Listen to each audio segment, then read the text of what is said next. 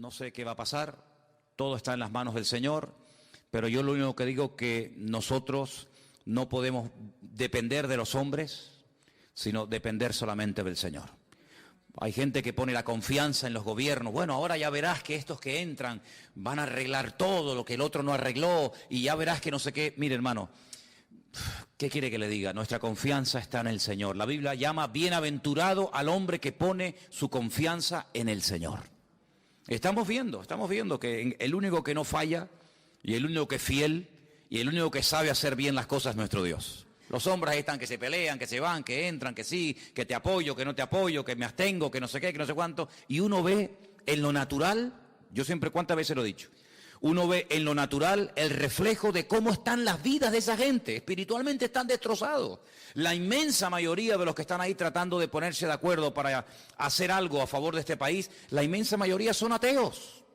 Y lo han dicho. No, que no creen en Dios, que son ateos, que Dios es una cosa para la familia, pero que eso no tiene nada que ver.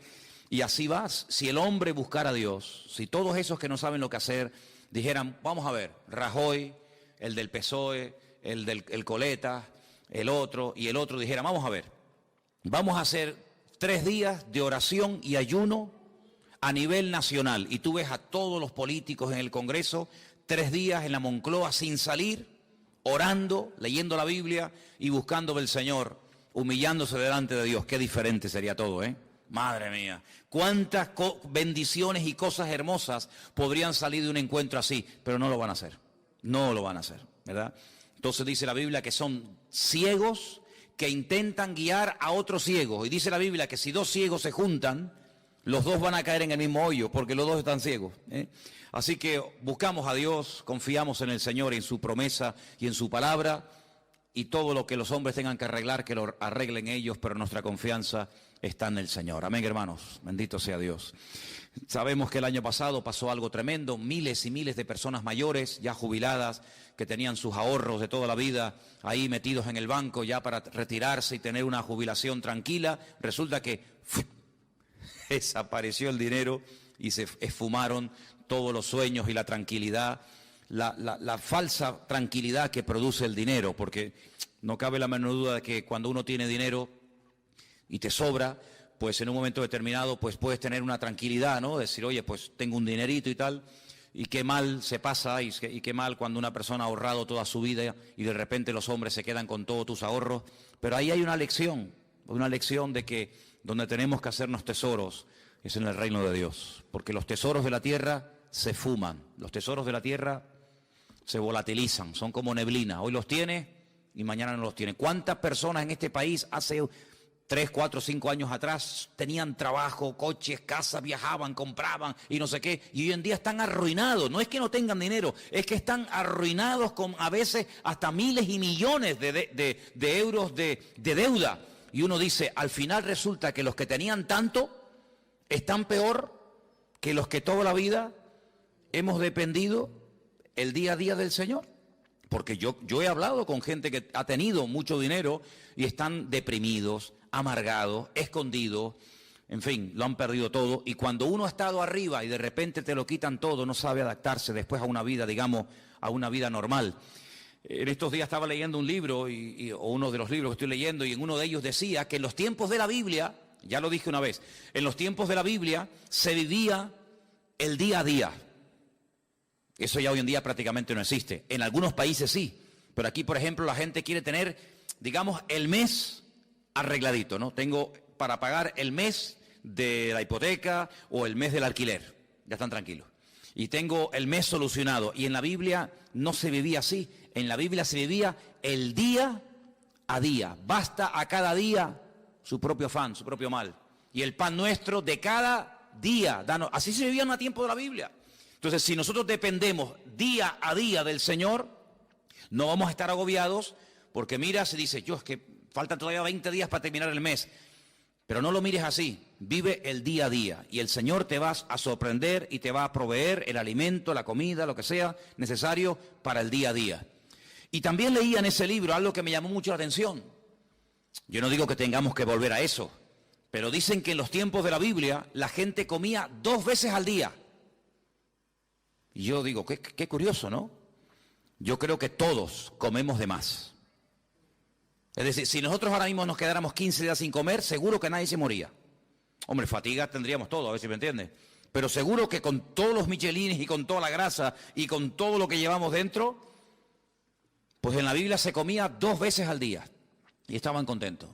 Sin embargo, hoy en día, mínimo, 3, y como tengas chicos jóvenes, pues 4 o 5, ¿eh? Y como estés aburrido en casa, venga, y hay gente que cuando están ansiosos y están nerviosos les da por comer. ¿Qué te parece, amigo? Y a otros les da por comprar, y a otros les da por cualquier otra cosa. Qué diferente es la vida de un cristiano, amén, hermanos. Qué diferente tiene que ser nuestra vida, en medio de todo este caos y en medio de todo este lío. En fin, hermanos, hoy comencé a leer otra vez el precioso y maravilloso libro del Apocalipsis. Quiero llevarles a él. Está en el último libro de la Biblia. La palabra Apocalipsis es una palabra griega, no es una palabra española, aunque se emplea para películas y para títulos de novelas de Hollywood y todo esto. Pero la palabra Apocalipsis es una palabra griega que significa revelación, ¿eh? Algo oculto que se da a conocer. En los tiempos de la Biblia, revelación era algo que no se podía ver, pero que había un momento en el que Dios permitía que se pudiera ver o entender pues lo que estaba oculto a los ojos naturales. Por ejemplo, cuando se cogían los rollos, no eran libros, sino eran pergaminos, eran rollos, y cuando se abrían los rollos, ese acto de desenrollar el rollo, el pergamino para leerlo, a ese acto se le llamaba revelar, porque era algo que estaba oculto, no era como hoy en día. Yo veo que muchos de ustedes, y espero que todos, tengan su Biblia particular. Entonces lo que yo voy a leer hoy, usted en su casa lo puede leer cuando quiera, porque hoy en día todos tenemos Biblia. Por ejemplo, una de las cosas que quiero hacer este año, ya se lo anticipo, y estoy moviéndome un poquito y tengo que hablar con Margarita y tal, es hacer una campaña de distribución de Biblias. Por ejemplo, a mí me encantaría que este año nos pusiéramos todos de acuerdo y pudiéramos decir, vamos a repartir a lo largo del año, por ejemplo, por poner algo, 1000 Biblias. Entre los hermanos del norte y nosotros vamos a ponernos de acuerdo y distribuir 1000 Biblias. Entonces hoy me dio por meterme en internet y vi que hay Biblias enteras, del Génesis hasta el Apocalipsis, por $2.50. Y tú dices, pero ¿cómo puede ser tan barato una Biblia? Vamos a ver, no es una Biblia de cuero, una Biblia de estas preciosas, sino es una Biblia normal, sencillita, pero tiene lo mismo que una Biblia de esas grandotas. $2.50. Y tú te vas, por ejemplo, a un bar y te tomas un cortado y te cobran ¿cuánto? A veces, en algunos sitios me han cobrado ahí €1. Que yo digo, madre mía, €1, un cortado y una cosita así. Pues una Biblia que te cambia la vida, una Biblia que es la palabra de Dios. El apóstol Juan dijo, yo no he escrito, él dice en su evangelio, yo no he escrito todo lo que le vi hacer al Señor. Y todo lo que él dijo, yo no lo escribí. Porque si me hubiera puesto a escribir una por una todo lo que hizo y todo lo que dijo, en el mundo no cabrían los libros. Porque hizo tantas cosas el Señor. Dice, pero estas palabras que yo les he escrito, las he escrito para que creyendo en ellas tengáis vida eterna. Entonces yo digo, un libro que te da vida eterna, un libro que te aclara dudas, un libro que te responde a preguntas, un libro que trae bendición a la familia, que trae bendición a tu vida, por $2.50, 2 cortados, como quien dice. Entonces yo pienso que sería muy bueno, y de hecho lo vamos a hacer, en este año ponernos una meta, no sé, 500, 600, 800, 1000 Biblias, y entre todos vamos a hacer una especie de campaña, ya les diré cómo tengo pensado hacerlo, para repartir la palabra de Dios. Porque hoy en día cualquier persona en su casa puede tener Biblia. Bueno, si ustedes van a mi habitación, pues yo no sé cuántas Biblias puedo tener, pues yo calculo mínimo 15 o 20 Biblias tengo que tener, como mínimo. Aparte Nuevos Testamentos y a lo mejor, ¿verdad?, en diferentes idiomas y tal. Pero en aquellos tiempos no. En aquellos tiempos no existía la imprenta. En aquellos tiempos había que ir al templo o había que ir a la sinagoga para escuchar que alguien te leyera la Biblia, pero nadie tenía la Biblia en su casa. Esto de poder tener toda la palabra de Dios, todo lo que el Señor reveló a lo largo de la historia en la mano, esto es un milagro. Esto es una maravilla, esto es una joya. Tú tienes uno de los libros más antiguos del mundo. Tú tienes aquí palabras que Dios le dijo a Moisés hace 3500 años. Es una auténtica joya. Y este libro del Apocalipsis, gracias al Señor que lo tenemos, es un libro escrito por uno de los hombres que más conoció al Señor. ¿Quién lo escribió? Lo escribió Juan. ¿Pero Juan el Bautista o Juan ¿cuál? Juan, el discípulo Juan. Pues Juan fue un hombre que vivió aproximadamente, vamos a redondear los números, aproximadamente 100 años. Hace unos días murió en Israel el hombre más longevo del mundo, 112 años. Le quedaron muy poquitos días para cumplir 113. Era un superviviente de uno de los campos de concentración de la Segunda Guerra Mundial. 112 años. Hoy en día no es normal que una persona viva tanto. Y tampoco ni siquiera en los tiempos de Cristo. Pero Juan se cree que aproximadamente murió con 100 años. Para poner números redondos, si Cristo murió cuando tenía y ascendió a la gloria, cuando tenía 33 años, y él estuvo 3 años con el Señor, vamos a poner un ejemplo, no lo podemos decir así totalmente, pero para entendernos, que Juan tuviera aproximadamente 30 años. Cuando el Señor lo llamó como su discípulo, Cristo tenía 30 años cuando comenzó el ministerio, pongamos que Juan tuviera 30 años. Si murió con 100 años, ¿cuántos años estuvo Juan predicando el Evangelio? 70 años. 70 años sirviendo al Señor. ¿Qué te parece? Toda una vida. Cuando él escribe el Evangelio, es un evangelio muy profundo. Yo no sé si ustedes se acuerdan, yo estuve dando unas clases, unas lecciones sobre el Evangelio de Juan, y hay cosas que Juan dice que no las dice nadie. Porque claro, es que él vio al Señor muy de cerca, él vivió con el Señor, él vio cosas que ningún discípulo vio. Y cuando uno lee el Evangelio según San Juan, que repito que es muy profundo, da la sensación de que ya no hay nada más que decir del Señor.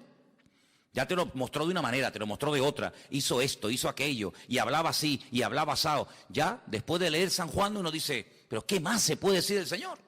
Bueno, pues cuando este hombre está en la isla de Patmos, dice como él dice, por causa de la palabra de Dios, desterrado, recibe una revelación, y cuando tú lees el libro del Apocalipsis fundamentalmente el objetivo no es hablarte del anticristo, que habla del anticristo, o del falso profeta, que también habla de él, o de los testigos, o de los terremotos, o de las plagas. Todo eso está muy bien. El objetivo, el protagonista del Apocalipsis no es el anticristo, es el Señor Jesucristo. Y Juan presenta y nos cuenta cosas de Jesucristo que si no hubiéramos leído nunca, si no tuviéramos en nuestras Biblias el libro del Apocalipsis, nunca sabríamos del Señor. Porque el libro del Apocalipsis contiene una información que no está en ninguna parte de la Biblia. Por eso es un libro fundamental. Y no solamente es un libro importante, sino es un libro necesario. Yo siempre lo he dicho, y ustedes lo saben, que los creyentes hoy en día tienen que leer y estudiar más que nunca el libro del Apocalipsis. Y prestar menos atención a las noticias de la radio y de los periódicos y de la prensa, porque realmente las verdaderas noticias, las genuinas, las verdaderas, están aquí. No solamente en la Biblia, sino en el libro del Apocalipsis. El libro del Apocalipsis es un libro extraordinario, que nos da detalles tremendos, tremendos. Lo estoy leyendo otra vez, como siempre, ¿no? Detenidamente, estudiando las palabras y tal, y menciona muchas cosas del Antiguo Testamento. Por ejemplo, hoy leía acerca de los famosos 2 testigos. Los que habéis leído la Apocalipsis saben de lo que estoy hablando. Los que no lo habéis leído, pues dicen, no sé lo que es eso. Bueno, pues los 2 testigos son 2 personas de carne y hueso que estarán en los últimos tiempos predicando la palabra del Señor durante 3 años y medio. Nos dice la Biblia cómo predicarán, dónde vivirán, cómo morirán, qué les va a pasar. Todo eso lo dice el Apocalipsis. Bueno, pues de esos 2 personajes ya habla el profeta Zacarías. Ustedes van al libro de Zacarías, capítulo 4, y allí te habla de los 2 testigos. No aparece la palabra testigos, aparece la palabra, en hebreo dice la palabra hijos. La traducción dice los 2 ungidos. Y habla acerca del aceite de oliva. Sabéis que el aceite de oliva se utilizaba mucho en los tiempos de la Biblia, no solamente para cocinar, no solamente para sanar heridas, era un bálsamo, sino que también se utilizaba un aceite especial, no cualquier aceite, un aceite especial que se hacía para derramarlo sobre la cabeza de los reyes o de los profetas o de otros personajes cuando se les quería públicamente presentar como un juez, como un rey, como una persona importante, y se le llamaba ungido. La palabra ungido, Mashiach, ¿qué es? Ungido. ¿Y cómo se dice ungido en griego en el Nuevo Testamento? Cristo. La palabra Cristo es la misma palabra Mashiach del Antiguo Testamento. Pasa que una está escrita en hebreo y otra está escrita en griego. Como el Nuevo Testamento se escribió en griego y del griego se tradujo al español o al castellano, entonces cuando leemos el nombre de nuestro Señor Jesucristo, lo leemos así: Jesús, Cristo, Jesucristo.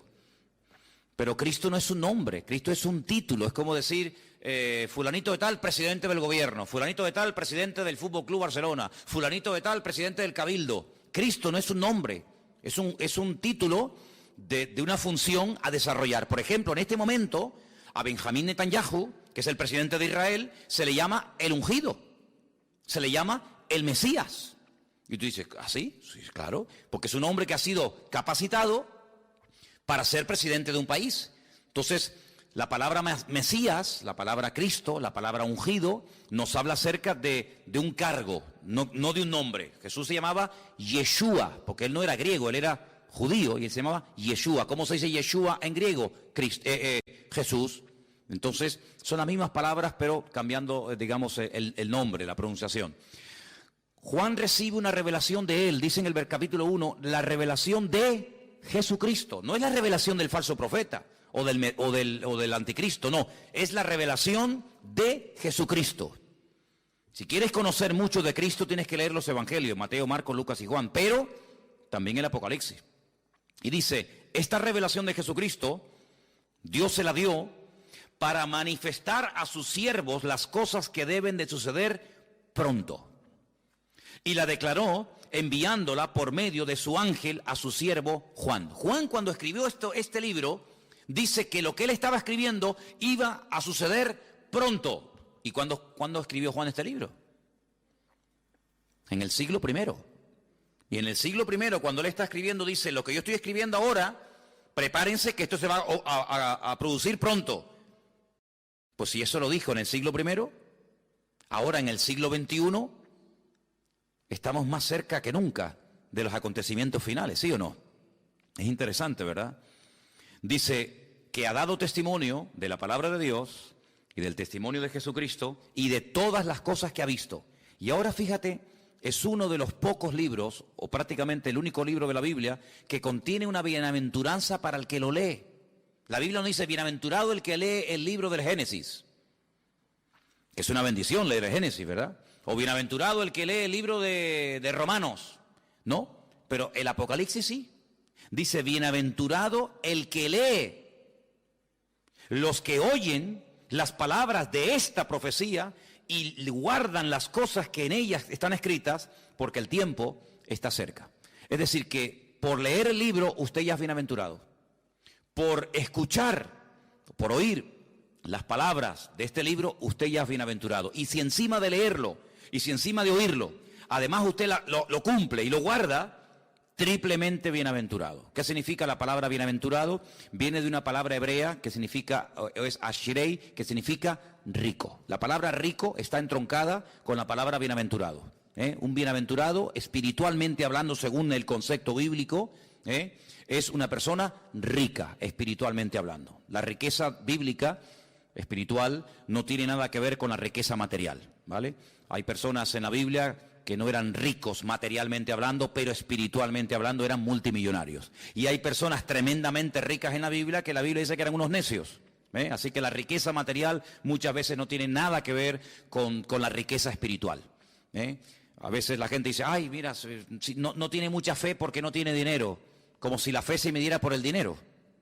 Cuando yo siempre he dicho que es más difícil, mucho más difícil, vivir con poco que vivir con demasiado. ¿Sí o no? Si yo le doy a usted todos los meses 10.000 euros, que no los tengo, a ver si me entiende, pero si yo le diera a usted o le dieran a usted 10.000 euros, ¿sería muy difícil la vida para ti? Uy, ¿ahora qué compro? ¿Compro el jabón más barato o el más caro? ¿Compro el champú que está muy rico o compro el más baratito? No habría problema, porque cualquier persona, pienso que en un día, media hora, se adaptaría a vivir con 10.000 euros por mes. ¿Sí o no? Sin ningún problema. Pero si a usted le dan todos los meses 200 euros... entonces sí hay que hacer numeritos, Yo creo que a la ministra, a la persona que nombre ministro de Economía, tendrían que nombrar en este país a una ama de casa. No a un político de estos que le van a dar 10.000 euros por mes. Eso lo hace cualquiera, no. Tendrían que nombrar a una ama de casa, una mujer que tiene un sueldo pequeñito, que saca a los hijos adelante. Yo nombraría de ministra de Finanzas o de, ¿cómo se llama?, de Economía en este país, a una ama de casa, porque esas sí que saben administrar el dinero. Esas sí que saben que el marido le da tanto dinero y le llega. Esos son. Aquí hay un montón de ministras de Economía y pasa que no las reconocen, ¿no? Bueno, pues Juan está allí en la isla de Patmos y uno dice, bueno, ¿y qué hacía allí Juan? Si Juan vivía en Éfeso.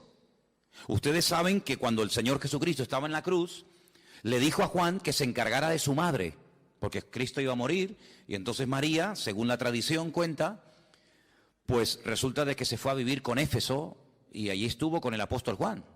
Pero Juan fue el único discípulo que murió de muerte natural, porque Cristo tenía 12 discípulos. Uno se ahorcó, ¿sabéis, no? ¿Quién fue? Judas se ahorcó, se quitó la vida. Los otros murieron como mártires, unos crucificados, unos quemados, etcétera. Pero Juan, fue el único que murió de muerte natural. Y no es porque no quisieran matarlo, sino porque todo lo que hacían para matarlo no salía bien. Entonces los romanos decidieron ya tirarlo en la isla de Patmos, que la isla de Patmos es como la isla de Lobos, una isla de piedra, sin agua, sin nada. Allí lo botaron como un perro para que se muera de hambre. Dice que había unas canteras que mandaban a los presos a trabajos forzados y al que mandaban a Patmos de allí no volvía. Es como el que mandaban, yo que sé, antiguamente a las Guayanas, los franceses y toda aquella cosa, ¿no? Sin embargo, fue allí donde el Señor se le presentó y donde el Señor le dio un mensaje para todas las congregaciones de Asia Menor. Asia Menor, ¿qué es en la Biblia? Cuando se dice de Asia Menor era Turquía, hermano, ese país que está medio en Asia, medio en Europa. Un país que tiene más de 90 y pico millones de habitantes, un país musulmán. Allí en Turquía era donde estaban las famosas 7 iglesias del Apocalipsis, Éfeso, Esmirna, Pérgamo, Tiatira, la Odisea, Sardis. Entonces vamos a leer en el versículo 4, porque dice, Juan, a las 7 iglesias que están en Asia, gracia y paz a vosotros, del que es, del que era y del que ha de venir, y de los 7 espíritus que están delante de su trono, y de Jesucristo, testigo fiel, primogénito de los muertos, el soberano de los reyes de la tierra, al que nos amó y nos lavó de nuestros pecados con su sangre, y nos hizo reyes y sacerdotes para Dios su Padre. A Él sea la gloria e imperio por los siglos de los siglos. Amén. He aquí que viene con las nubes. ¿Quién? El Señor. Viene otra vez, Pero algunos dirán, pero no vino ya. Sí, ya vino, pero vino a morir. Vino como cordero sufriente. Vino para derramar su sangre por los pecadores. Pero ahora viene otra vez, pero no en relación con el pecado. Viene como rey triunfante, viene a establecer su reino sobre la tierra. Y dice que en esta ocasión todo ojo le verá. Oye, esto es tremendo, ¿eh? ¿Qué significa todo ojo le verá? Que todo ojo le verá. Que todo el mundo le va a ver cuando venga. En la primera venida no todo el mundo lo vio. Muchos no se enteraron. Por ejemplo, los judíos que vivían en Roma, cuando nació el Señor Jesucristo en Israel, no sabían que había nacido el Mesías. ¿Cómo se enteraron? Por los predicadores, por los misioneros, por los apóstoles, por los discípulos que iban a una sinagoga en Roma, en Corinto, en Éfeso, en donde fuera, y decían, venimos a decirles que nuestro Mesías, del cual habló Isaías, Jeremías, Daniel, etcétera, etcétera, ha nacido. No me digas. Sí, ha nacido. Claro, no había radio, no había internet, no había televisión, no había nada. ¿Cómo se enteraba la gente? A través de los predicadores. Ahora se dan cuenta ustedes lo importante que era predicar. Por eso dice Pablo, ¿y cómo van a creer si no hay nadie quien les predique? No había Biblias, no había emisoras cristianas, no había radio, no había nada. Entonces, qué importante era que los hombres fueran por todas las naciones diciendo que ha venido, que ha nacido, y no me diga, y mira, y sanó a los enfermos, y resucitó a los muertos, y murió en la cruz, y resucitó al tercer día. Y claro, para ellos era una gloria. Pero en esta ocasión no va a haber esa ignorancia, sino que en esta ocasión dice la Biblia, categóricamente, todo ojo le verá. Todo el mundo, cuando el Señor venga por segunda vez, todo el mundo se va a enterar. Nadie va a decir en Tacoronte, ¿quién vino? ¿Quién? Pues yo no. Todo el mundo lo va a saber. Todas las islas, todos los continentes, todas las ciudades. todas las televisiones del mundo, todas las radios, todos los periódicos, todo el mundo, los 7.000 millones de habitantes que hay en el planeta Tierra en este momento, todo el mundo sabrá que el Señor Jesucristo vino. Pero no solamente los que estén presentes en ese momento, sino dice, y los que le traspasaron. ¿Cómo que los que le traspasaron? Sí. Los que le traspasaron ya están muertos. ¿Sí o no? Los romanos que le clavaron aquellos clavos en el pie y en la mano y le traspasaron el costado y le pusieron la corona de espina, ¿cómo lo van a ver si ya murieron? Pues no te das cuenta de que la Biblia a veces te habla de un mensaje superficialmente, pero indirectamente, sin mencionar la palabra, si los que le traspasaron le van a volver a ver, te está dando a entender la Biblia que se producirá una resurrección de los muertos. Porque si no, ¿cómo le van a ver si están muertos? Entonces no te menciona la palabra resurrección, pero dice, cuando venga todo ojo le verá, también le verán los que le traspasaron, y dice, todos los linajes de la tierra harán lamentación por él. Y Juan dice, sí, amén, estoy de acuerdo, perfectamente, es así. ¿Te das cuenta?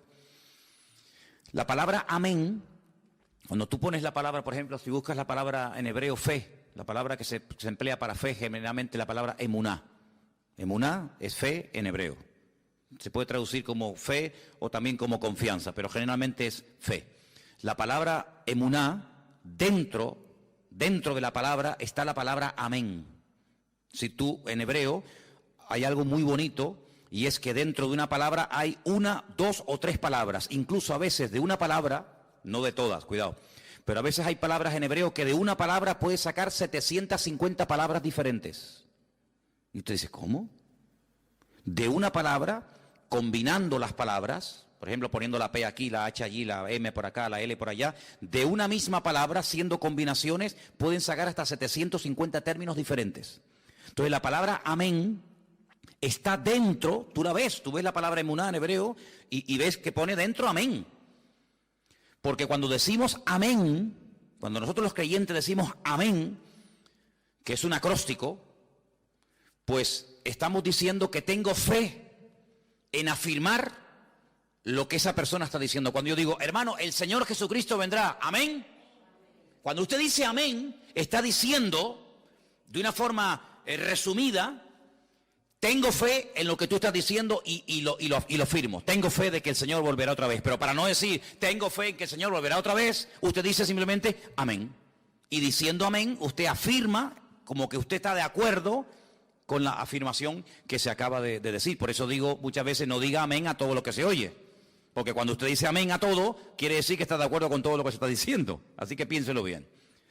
Así que el Señor dice, yo soy el alfa y la omega. Yo me imagino que todos lo sabrán, pero cuando leía esta mañana el Apocalipsis en la versión hebrea, no dice evidentemente el alfa y el omega, porque el alfa y la omega es la primera y la última letra del alfabeto griego, ¿vale? En nuestro idioma sería la A y la Z. Yo soy la A y la Z. En hebreo yo soy la Aleph y yo soy la Taf, ¿vale? El principio y el fin, dice el Señor, el que es, el que era y el que ha de venir, el Todopoderoso, ¿vale? El Todopoderoso, el eterno Dios. El nombre de Dios lo hemos explicado 1.000.000 de veces. El nombre de Dios es un nombre que no tiene vocales. Es un nombre que solamente tiene consonantes. Son Yod, Hei, Bat, Hei. A menos que usted le ponga vocales a esas letras, no se pueden pronunciar, porque ¿cómo vamos a pronunciar una palabra si no tiene vocales? Se une la consonante con la vocal y entonces creamos las sílabas y las palabras. Entonces el nombre de Dios es un nombre aparentemente impronunciable porque cuando se escribió originalmente no tenía vocales. Pero si usted ve cómo se escribe el verbo ser y el nombre propio de Dios, que son esas famosas 4 letras que se llama el famoso tetragramatón, dentro del nombre de Dios usted puede ver que está escrito el verbo ser. ¿Por qué? Porque Dios es la existencia. Dios es el que da existencia. Él no depende de nada ni de nadie para existir. Nosotros sí. Si nuestros padres no se hubieran conocido y de esa relación no hubiéramos nacido nosotros, ¿de dónde hubiéramos salido? De ninguna parte. Luego nosotros somos los hijos de nuestros padres y los padres eran los hijos de nuestros abuelos y así sucesivamente. Pero si llegamos a Dios, y la pregunta que yo me hacía antes de aceptar al Señor, que ya lógicamente la tengo clarísima, pero en aquel tiempo me torturaba, era una tortura terrible, ¿de dónde salió Dios? ¿Quién lo creó? ¿Quién lo hizo? Porque en nuestra mente humana todo sale de algo. Este púlpito no apareció aquí, pum, y apareció, sino que este púlpito alguien lo tuvo que hacer. Luego cada vez que vemos algo, nos habla de que hay un diseño y alguien que lo ha hecho, ¿sí o no? Todo lo que vemos, dice, bueno, este púlpito lo hizo alguien y le dio esta altura y le dio estas medidas. El púlpito no decidió ser de esta forma, podía ser semicircular, podía ser más alargado, más ancho, más alto. Hubo alguien que dijo, no, lo voy a hacer así. Bueno, pues ese alguien lo formó y ese alguien lo diseñó. Y todo lo que vemos a nuestro alrededor, la silla en la que usted está sentado, alguien la diseñó, alguien la hizo. Todo lo que vemos a nuestro alrededor. Pero cuando hablamos de conceptos diferentes a los conceptos, digamos, naturales, y uno llega nada más y nada menos que hablar del Creador, la pregunta ¿quién hizo a Dios? No es una pregunta sabia, no es una pregunta coherente. ¿Por qué? Porque a Dios no lo ha hecho, a Dios no lo ha creado nadie. Porque si lo hubiera creado o lo hubiera parido o lo hubiera hecho alguien, la pregunta es ¿y a ese alguien quién lo hizo? Y volvemos para atrás y hay un momento que se para y decimos, pero bueno, es que Dios es eterno y ahí ya nos perdemos. ¿Por qué? Porque en nuestro concepto limitado y finito, la eternidad es algo que se nos escapa de la mente. Porque vemos que la vida se pasa volando, porque vemos que todo se mide siempre por minutos, por segundos, por días, por años, por siglos, por milenios, por décadas, y todo lo medimos, ¿verdad? Uy, qué grande está el niño, uy, qué pequeñito, acaba de nacer. ¿De cuánto tiempo estás embarazada? De 8 meses, pues le falta 1, ¿verdad? Y todo siempre lo queremos clasificar y todo lo queremos medir, pero esas medidas con Dios no sirven, porque Dios no salió de ninguna parte, sino que todo salió de Él, porque todo fue creado por Él y para Él. Y cuando nada existía, Él ya existía, porque Él es la existencia en sí mismo. Y dice la Biblia que todo subsiste, si todo se mantiene en su debido orden y nada se va de sitio y todo funciona como tiene que funcionar, porque hay un diseñador y porque hay un creador que diariamente da la orden de que el sol salga por el este y se oculte por el oeste. Pero bueno, eso era antes. No, eso era antes, eso era hoy y eso será siempre. El sol sí me sale por el este y se oculta por el oeste. Pero esa ley, ¿quién la dio? ¿Quién decidió que el sol saliera siempre por el mismo lado y se ocultara por el mismo lado? El creador del sol. El creador del sol. ¿Y quién es el que hace que la Tierra siempre gire en la misma dirección? Y que no diga un día, oye, voy a girar ahora en otra dirección. Todos los planetas giran en las direcciones de las agujas del reloj menos uno. Todos los planetas giran así. Pero hay uno que Dios dice, no, tú al revés, y gira al revés. ¿Quién decide eso? ¿Quién hace que hay unas flores que sean rojas, otras amarillas? ¿Quién hace todo eso? El que las diseñó, el que las creó. No es así por casualidad, sino que hay un diseñador y hay un creador.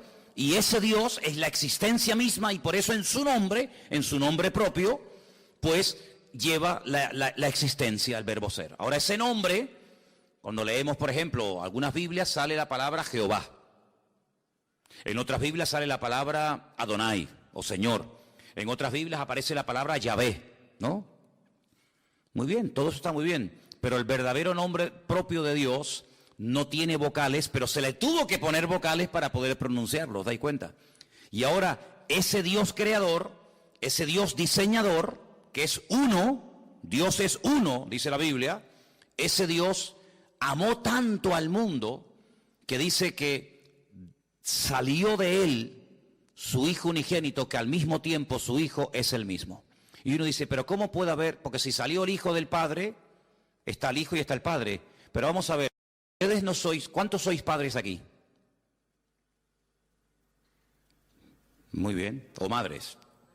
Bien. Pero usted es madre y usted es hija al mismo tiempo. ¿Sí o no? Lo que pasa es que a donde yo voy, por ejemplo, cuando voy a la casa de mi madre, allí soy hijo. Pero cuando estoy aquí, aquí soy padre. Y cuando estoy en mi casa soy marido. Y cuando estoy aquí soy pastor. Tantas cosas al mismo tiempo, sí, no pasa nada. No tengo que dejar de ser hijo para ser padre. Puedo ser hijo y padre al mismo tiempo, y abuelo, y bisabuelo, abuelo por el camino que llevamos. Pero bueno, se puede ser muchas cosas al mismo tiempo, ¿sí o no? Pues Dios no tiene ese problema. Dios no tiene ese problema. Entonces, su hijo viene al mundo en forma humana. Claro, tuvo que venir en forma humana. Y por eso necesitó, pues, un estuche, un instrumento humano, como fue su madre. Y entonces, cuando él viene a este mundo y hace su obra, hace su ministerio, se registra en los evangelios su ministerio, pero hay muchas cosas que el Señor todavía no ha hecho. Hay muchas cosas, muchos cambios, muchas maravillas que tienen que ocurrir en la creación, en la naturaleza, en la raza humana, que no están en los evangelios. ¿Y a quién y dónde le reveló el Señor lo que todavía a él le queda por hacer? A Juan, en la isla de Patmos, a través del libro del Apocalipsis. Y esa información no era una información codificada, No sé cuántos de ustedes se acuerdan que antes había el Canal Plus, estaba codificado, ¿se acuerdan? Y si no tenías el descodificador, pues no veías la película o el partido de fútbol. Te hacía falta un aparato para descodificar una señal que tú en abierto no tenías. Bien, el libro del Apocalipsis no es un libro codificado, de tal manera que tú lo lees y dices, yo no entiendo nada. No, un momento. El libro del Apocalipsis es un libro que está muy claro, muy claro. El problema es que el lenguaje que Juan utiliza no es un lenguaje popular, no es un lenguaje que usamos cotidianamente, es un lenguaje alegórico, es un lenguaje de animales, de números y de colores, que si usted no está familiarizado con eso, usted no se va a enterar evidentemente de nada. Pero no porque el Apocalipsis sea el libro más difícil de la Biblia. No, el Apocalipsis no es el libro más difícil de la Biblia. Yo le puedo asegurar que hay otros libros de la Biblia que son más difíciles y más complicados que el Apocalipsis. Porque el Apocalipsis lo bueno que tiene que al ser el último, ¿me explico? Al ser el último en el canon, en la lista, toma elementos de otros libros que si usted los ha leído y los conoce, cuando llegues al Apocalipsis, ahora sé lo que es el dragón, ahora sé lo que es el caballo, ahora sé lo que es el león, ahora sé lo que es el oso. ¿Pero cómo lo sé? Porque he ido pasando por 65 libros que le preceden. Entonces, hermano, cuando usted hace todo el recorrido, claro, yo a nadie le aconsejo que se compre una Biblia por primera vez y se meta a leer el libro de Apocalipsis, porque puede tener pesadillas. Porque el pobrecito dice, madre mía, ¿y esto es la Biblia? Un dragón que sale corriendo detrás de una mujer, ¿verdad? Que echa fuego por la boca, el otro que 7 cuernos en la cabeza, dice, madre mía, ¿cómo está esta gente, no? ¿Verdad? Pero es que para poder entender el libro del Apocalipsis, primero hay algo que pocas veces se dice, pero es para mí fundamental. Y es que usted tiene que conocer al protagonista del libro del Apocalipsis. Y el protagonista del libro del Apocalipsis es nuestro Señor Jesucristo. Cuando usted lo conoce a Él, usted sabe, permítame la expresión, por dónde van los tiros. Eso es como cuando antiguamente, ya eso no existe. Pero cuando antiguamente los padres miraban a los hijos, ¿qué le estaba diciendo? Ibas de visita, ¿no? A una casa. Entonces tu padre se te quedaba mirando y te estaba diciendo, sin palabras, o te comportas, o te voy a dar un jaquimazo que te voy a poner la cabeza así para atrás. Con la mirada, era un mensaje telepático, ¿no? Te miraba así, y ya está, agachabas la cabeza porque te estaba diciendo, te voy a dar una que te vas a enterar, sin palabras, porque ya lo conocía. Pero esa mirada se la daba a lo mejor a otro niño y el niño ni se enteraba. Cuando tú conoces a tu marido, tú sabes cuándo está enfadado y cuándo está de buen humor. Por eso hay mujeres que dicen, ahora no le digas nada, espera mañana. No, yo le digo ahora. No le digas ahora porque encima vas a cobrar. Espérate a mañana, que ya verás como mañana es otro ser humano. En la Biblia hay momentos en los que si usted no conoce al autor, usted no se va a enterar del espíritu, de la actitud, de por qué el Señor dijo eso. Y esto que le estoy diciendo no es broma, porque dice la Biblia que cuando Pedro estaba fuera con los romanos calentándose en el fuego, ¿se acuerdan? Que llegó aquella chica y le dijo, mira, acá hay otro, este es uno de ellos. Y él decía, no, yo no soy de ellos. Lea usted en la Biblia, y hay un momento en el que dice que la mirada de Cristo se cruzó con la de Pedro. Cristo le dice así. Tú estás diciendo, no, yo no le conozco, y Cristo le dice así. Y se le quedó mirando y dice la Biblia, lea esto, léalo, es tremendo. Dice, y saliendo lloró amargamente. ¿Qué mirada le habrá lanzado el Señor, eh? No, yo no le conozco, yo no sé quién es, yo no quiero saber nada de ese hombre. Diciendo, ay, Pedro, que tú no me conoces a mí, Pedro. ¿Pero qué estás diciendo, criatura? Lo rompió, ya con la mirada dijo, madre mía, lo que estoy así, salió corriendo y se echó a llorar porque no pudo aguantar aquello, una mirada que lo rompió, ¿verdad? Que lo rompió. Entonces, cuando uno va al libro de Apocalipsis, uno puede leer comentarios y puede preguntar a este y al pastor tal, y puede leer, pero si tú no conoces al autor, el libro te va a sonar a chino. Y que yo sepa aquí, nadie sabe hablar chino.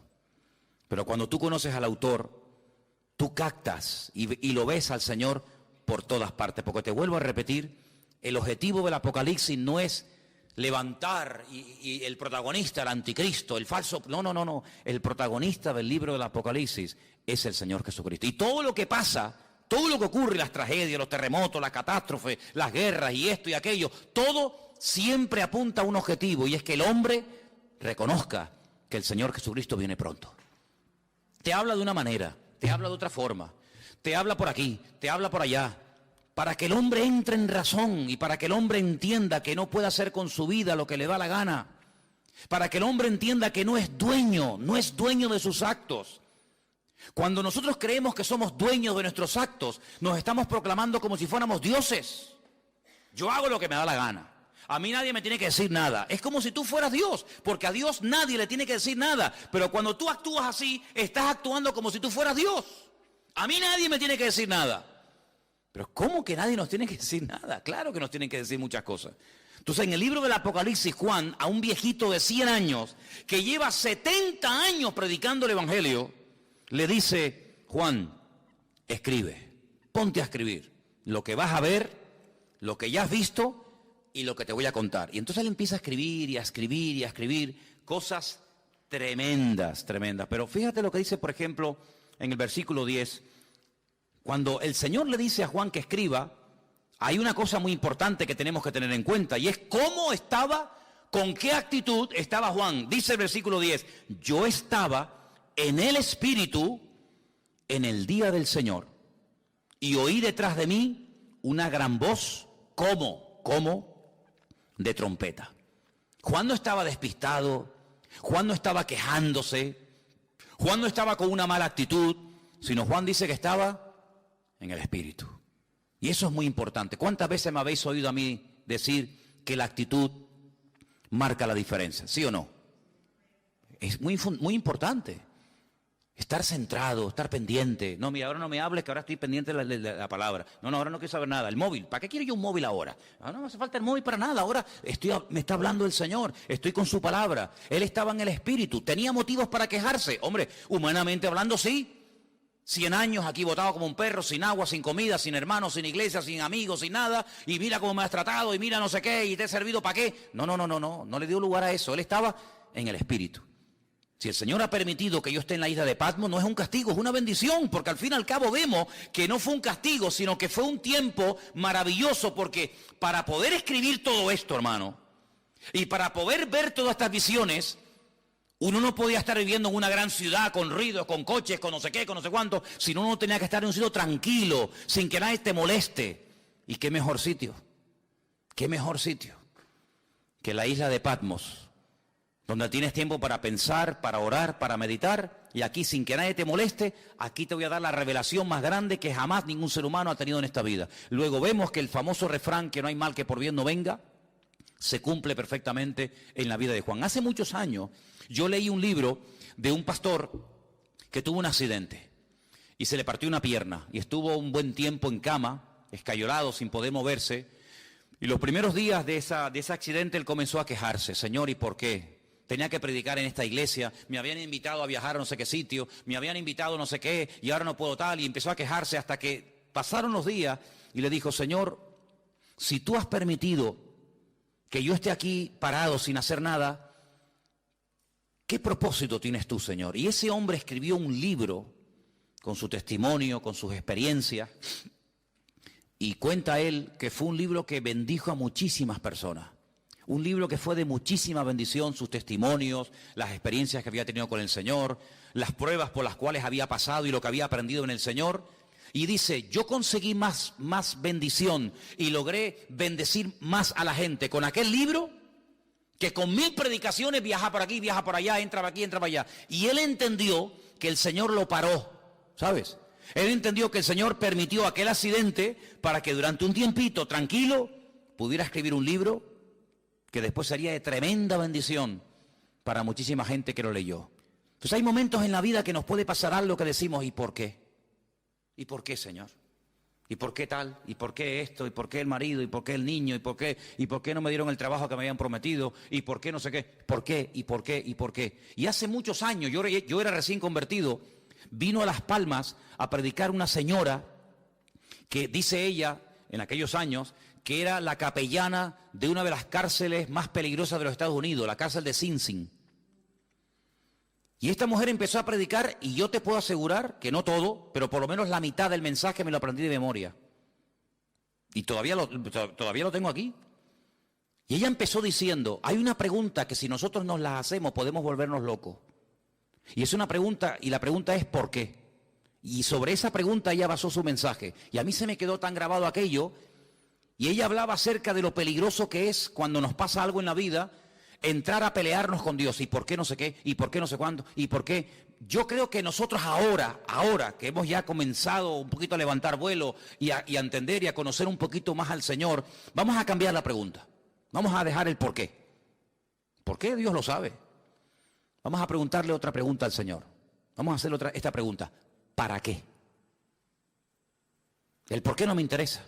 Porque si yo soy cristiano, mi vida está en las manos del Señor, y el Señor ha permitido esta situación, Él sabrá por qué la ha permitido. Los que amamos a Dios, ¿qué dice? Todo ayuda para bien. Luego, el por qué no me interesa. Mi Dios sabe lo que hace conmigo, pero ¿para qué has permitido esta situación? Entonces, cuando comenzamos a indagar y a orar y diligentemente le preguntamos ¿para qué? El Señor nos va a dar muchas respuestas. ¿Para qué me has traído a Patmos? ¿Para morirme de hambre? No te vas a morir, porque ¿quién te trajo a Patmos? ¿Los romanos o lo permití yo? ¿No se acuerdan ustedes un día en la cárcel en Israel que estaba Pablo? Y dice la Biblia que el Señor se le presentó y le dijo, Pablo, escucha bien, tú has dado testimonio de mí aquí en este país. En todo Israel te conocen, todas las sinagogas del país te han oído. Eres un rabino famoso. Eres uno de los mejores discípulos de un tal Gamaliel, hijo de Gilel, uno de los mejores rabinos de toda la historia. Pero ahora es tiempo de que salgas de tu tierra y te vayas a Roma. Y quiero que allí en Roma prediques mi palabra. Pero si estoy preso y tú me dices que me vaya a Roma, ¿cómo me voy a ir si no me van a dejar salir? Estoy encadenado. Pero Pablo, escucha una cosa, tú eres ciudadano romano, no te olvides. ¿Y? Mañana cuando te saquen y te hagan el juicio, cuando te vayan a interrogar, tú vas a decir que tú como ciudadano romano, tú tienes el derecho que no todo el mundo tiene de apelar al César. Es decir, yo quiero que me juzgue, que mi juez sea el mismísimo César. Tú lo puedes pedir porque tú eres ciudadano romano. Entonces cuando él sale de la cárcel por la mañana, lo van a interrogar. Un momentito, quiero decir algo. ¿Qué quiere decir usted? Yo apelo al César. Quiero que el César sea mi juez. Claro, este que es un juez inferior dice, pues entonces si usted ha apelado al César, no te preocupes que usted irá al César. Llévenselo. Lo montan en un barco. ¿Quién? Los romanos. Y lo llevan a Roma. No fue por el camino y porque me llevan a Roma. No, porque el Señor quiere llevarme a Roma, pero como yo no estoy libre ahora, que me puedo comprar el pasaje, ir a donde quiera, pero le doy la vuelta a la tortilla. Y en vez de utilizar mi libertad, uso mi, entre comillas, encarcelamiento, pero ahora ellos me van a pagar el pasaje. No me voy a pagar ni el pasaje. Me van a pagar ustedes el pasaje, me van a pagar ustedes la comida y me van a llevar al mismísimo César de Roma. Pero ¿quién va a ir a darle testimonio al César de Roma? ¿Quién? ¿Uno por la calle? No. O un preso o uno que pertenezca a la corte de Roma. Entonces, si no eres de la corte de Roma, pero eres un preso con ciudadanía romana, tienes derecho a que te juzgue el César de Roma. ¿No os dais cuenta que todo ayuda para bien? ¿Dónde nació Pablo? En Tarso. ¿Qué era Tarso? Una pequeña colonia romana. Y dice que las personas que estaban allí, a través de su padre, él obtuvo la ciudadanía romana. ¿Quién sabe si en algún momento Pablo, como judío fanático que era en aquel momento, habrá dicho, ¿y yo para qué quiero la ciudadanía romana? ¿Yo para qué quiero ser romano? Ahora no lo entiende. Estos asquerosos romanos, este imperialismo que ha venido aquí a dominar nuestra tierra. Sí, pero estos, el día de mañana van a ser el instrumento que Dios va a utilizar para llevarte nada más y nada menos que a Roma, al hombre más poderoso de la tierra. Y allí fue. Entonces no nos damos cuenta de que la vida es como un gran puzzle, como un gran rompecabezas, donde tú miras para atrás y dices, ahora entiendo aquello y esto y lo otro, y por qué se conoció este, y por qué pasó esto. Y entonces si tú te dejas llevar por el Señor, te vas a dar cuenta de que Juan lo llevaron los romanos, pero porque en el fondo el Señor quería que Juan estuviera en la isla de Patmos, y allí tranquilito, sin que nadie te moleste, vas a recibir la revelación más grande que jamás has recibido en tu vida. Pero escucha bien esto, hermano, porque vamos terminando, para no alargar demasiado. Antes de darte revelación para otros, y antes de darte mensaje para iglesias, y para pastores, y para otras personas, el primero que tiene que recibir el mensaje eres tú. Porque la tendencia de que siempre tenemos algo que decirle a fulano o a mengano, yo no digo que esté mal, pero el primero que se tiene que aplicar el mensaje es el que lo da. Luego, yo te voy a dar mensaje para la iglesia de Éfeso, mensaje para la iglesia de Tiatira, mensaje para la iglesia de la Odisea, etcétera, etcétera. Pero el primero que tiene que verme a mí eres tú. Porque si tú le dices a los demás qué hacer, pero tú no lo haces, entonces no estás viviendo el mensaje. Y eso es algo que tenemos que tener muy claro en la vida. Primeramente, aplicarnos la palabra. Primeramente, conocer nosotros al Señor para después tener autoridad para decirle a otras personas que conozcan al Señor. ¿Qué Señor quieres que conozcas si ni siquiera tú lo conoces? Tengan fe en el Señor, pero tú estás viviendo con fe. Por eso, hermano, las experiencias que pasamos en la vida nos están capacitando. ¿Para qué? Para que después, cuando vayamos a otras personas que están pasando por el mismo o parecido problema que yo he pasado, podamos entenderlos. Por eso yo muchas veces digo, cuando alguien se hace la pregunta, ¿en qué forma tú me quieres utilizar? ¿Con qué tipo de gente tú me quieres utilizar? Analiza cómo ha sido tu vida. ¿Con qué tipo de gente tú te has movido generalmente? Por ejemplo, hay personas que se han movido toda la vida en el mundo del deporte. Pues ya está, más claro agua. Ese es el terreno en el que Dios a ti te va a utilizar, en un nivel donde este y este y este jamás van a entrar. No le van a hacer ni caso. Pero tú que eres un deportista, te vas a mover en un nivel donde todo el mundo te conoce, tú sabes lo que es una lesión, tú sabes lo que es un campeonato, tú sabes lo que es el sacrificio, ese va a ser tu campo de misión. Hay otras personas que a lo mejor son médicos, no tienen nada que ver con el deporte, pero conocen a una serie de personas que se mueven en el mundo de la medicina. Ustedes saben que los médicos hablan de un lenguaje que le están diciendo a otro colega que te estás muriendo y tú ni te enteras porque se están hablando en clave. Ahí es donde Dios te va a utilizar. ¿Con qué tipo de gente? ¿Qué tipo de inclinación tú has tenido? ¿Qué tipo de experiencia, de prueba? ¿Qué tipo de dificultades tú has tenido? Por ahí van los tiros, por ahí donde el Señor te va a utilizar. Claro, Dios te puede abrir nuevos campos, claro, siempre lo hace, pero generalmente utiliza tu pasado para que después tú en el futuro puedas servir al Señor con efectividad. Porque Dios no te va a meter, a menos que te haga un milagro y una transformación, Dios no te va a meter en un terreno en el que tú no sabes moverte. Dios te va a poner en un terreno en el que tú sabes moverte. Por ejemplo, ¿quiénes son las mejores personas para ayudar a otros drogadictos a salir de la droga? Un mismo drogadicto. Ustedes saben, los chicos que vienen los domingos a la iglesia. Dino, si algún día oyen un testimonio de Dino, ese chico estuvo en la droga, pero es que ahora él puede ayudar a otros. ¿Y quién mejor que una persona que ha estado con depresiones toda la vida para ayudar a una persona deprimida? ¿Y qué mejor que una mujer separada para entender a otra mujer separada? ¿Y qué mejor que una mujer que ha sido violada? Lo que ves, envíalo a las 7 iglesias que están en Asia, y ahora las menciona: Éfeso, Esmirna, Pérgamo, Tiatira, Sardis, Filadelfia, la Odisea, las 7 iglesias. En su momento hablaremos de ellas. ¿Por qué estas 7 y no otras? Todo tiene una razón de ser. Pero le dijo, escribe. Ahora cuando vayamos al retiro, no sé si ya lo habéis leído, yo creo que esa parte le toca a los jóvenes. Hay un momento en el que el Señor le dice a Moisés, escribe. ¿Lo habéis leído? No lo habéis leído. Dice, escribe esto esta batalla, lo que ha pasado hoy aquí, Moisés, escríbelo.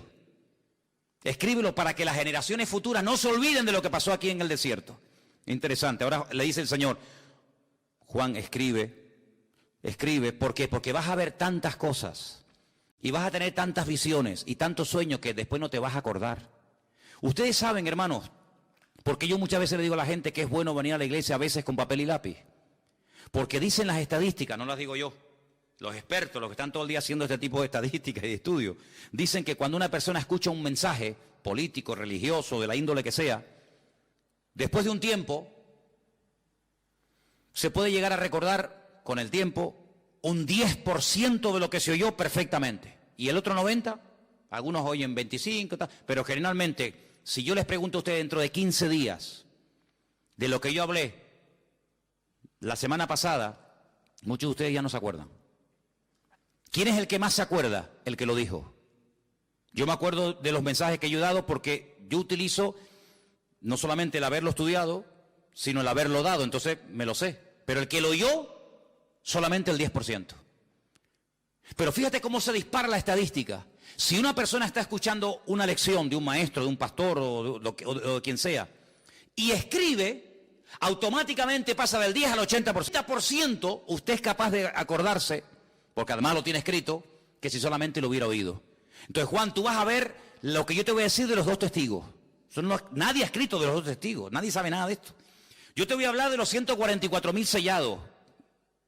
Yo te voy a hablar del falso profeta. Yo te voy a hablar de los 7 sellos, de las trompetas, de las copas de la ira. Yo te voy a hablar de la mujer que huye al desierto por 1260 días. Yo te voy a hablar a ti de tantas cosas que como tú no escribas esto, tú a las 2 horas no te acuerdas. Y si tú no te acuerdas, ¿cómo le vas a pasar el mensaje a los hermanos de Garcilaso de la Vega número 13?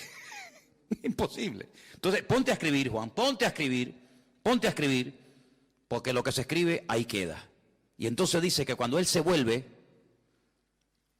para ver la voz del que hablaba con él, cuando se volvió, dice que vio 7, quédese con este dato, 7 menorás, 7 candeleros de oro, 7. Y en medio de los 7, a uno semejante al Hijo del Hombre, vestido de una ropa que le llegaba hasta los pies y iba ceñido por el pecho con un cinturón de oro. Jesús nunca lo había visto, Juan, así, nunca lo había visto. Su cabeza y sus cabellos eran blancos como lana, como blanca lana, como nieve. Sus ojos como llama de fuego, sus pies semejantes al bronce bruñido, refulgente como en un horno. Su voz como estruendo de muchas aguas. Tenía en su diestra 7 estrellas, y de su boca salía una espada aguda de 2 filos, y su rostro era como el sol cuando resplandece en su fuerza. Cuando le vi, caí como muerto a sus pies. Esto nunca le había pasado a Juan. Juan nunca se había caído. Ese día sí. Caí como muerto a sus pies, y él puso su diestra sobre mí y me dijo: no temas, yo soy el primero y el último, el que vivo. Estuve muerto, mas he aquí que vivo por los siglos de los siglos. Amén. Y tengo las llaves de la muerte y del Hades. Escribe las cosas que has visto, las que son y las que han de ser después de esta. Y ahora le explica algo. El misterio de las 7 estrellas que has visto en mi diestra y de los 7 candeleros de oro, pone, las 7 estrellas son los ángeles los ángeles de las 7 iglesias, y los 7 candeleros que has visto son las 7 iglesias. Y a partir de ahora, él comienza a recibir un mensaje para cada una de estas congregaciones, que ya en su momento lo analizaremos. Solamente lo que les pido es que lo lean, capítulo 3 y 4 de Apocalipsis, muy sencillito, y van a disfrutar una barbaridad, porque este libro, como nunca antes, se tiene que predicar en las iglesias. Los pastores tienen que hablar más del Apocalipsis, caramba, y se habla muy poco. A veces hay pastores que me han dicho a mí personalmente: es que yo no puedo predicar del Apocalipsis porque no lo entiendo. Pues póngase a estudiar, estudie, prepárese, porque estamos en los tiempos del Apocalipsis. Estamos en unos tiempos difíciles donde las cosas están ocurriendo y los cristianos tienen el derecho de saber por dónde van los tiros. Si falta mucho, si falta poco, cuáles son las señales, cuáles no son las señales, y todo eso lo tenemos, gracias a Dios, en este libro maravilloso que es la Biblia, y encima de la Biblia el libro del Apocalipsis, que lo vamos a estar viendo Dios mediante. No quiero Que nadie en esta congregación diga, ay, pero es que el libro de Apocalipsis es muy difícil. Ya verá usted que va a disfrutar. Y vas a ver que el libro de Apocalipsis es un libro maravilloso, que Dios lo escribió no para asustarnos, sino para bendecirnos y para ayudarnos. Además, no se olvide que cada vez que lo leamos, y ustedes cada vez que lo lean, van a ser bienaventurados, porque eso es lo que dice la Biblia. Amén, hermanos. Vamos a orar, por favor, en esta tarde. Se nos ha ido el tiempo. Nos ponemos de pie, vamos a darle gracias a Dios por su bendita palabra, que el Señor nos dé sabiduría, y pido por favor a la iglesia que siga orando por el retiro que vamos a tener en febrero, que puedan asistir muchos hermanos, que podamos tener un tiempo precioso, en todos los sentidos. Los hermanos me decían al día del bautismo, oye, si el día que tuvimos el bautismo en el Puerto de la Cruz, ese día tan precioso, lo tenemos durante los días de retiro, esto es una maravilla. Digo, pues oren para que podamos tener unos días hermosos y vamos a venir muy bendecidos. Amén, hermanos, vamos a orar. Señor, te damos gracias por tu palabra bendita, gracias porque a través de ella aprendemos, a través de ella se abren nuestros ojos espirituales y queremos verte a ti, esa revelación maravillosa, preciosa, completa, amplia, de lo que tú eres, de lo que tú quieres hacer, Señor. Señor, te pedimos que crezca nuestra fe, que podamos cada día crecer en conocimiento, en sabiduría, en discernimiento espiritual, para que podamos servirte cada día mejor, Señor. Bendice nuestras vidas y que cuando estudiemos y nos acerquemos a tu palabra y ahora a este precioso libro del Apocalipsis, podamos disfrutar y podamos descubrirte y podamos vivir una relación íntima y personal contigo cada día, porque tú así lo quieres para cada uno de nosotros. Bendice, Señor, nuestras vidas y guárdanos siempre de todo peligro y de todo mal. Te lo pedimos en el nombre de Jesús. Amén.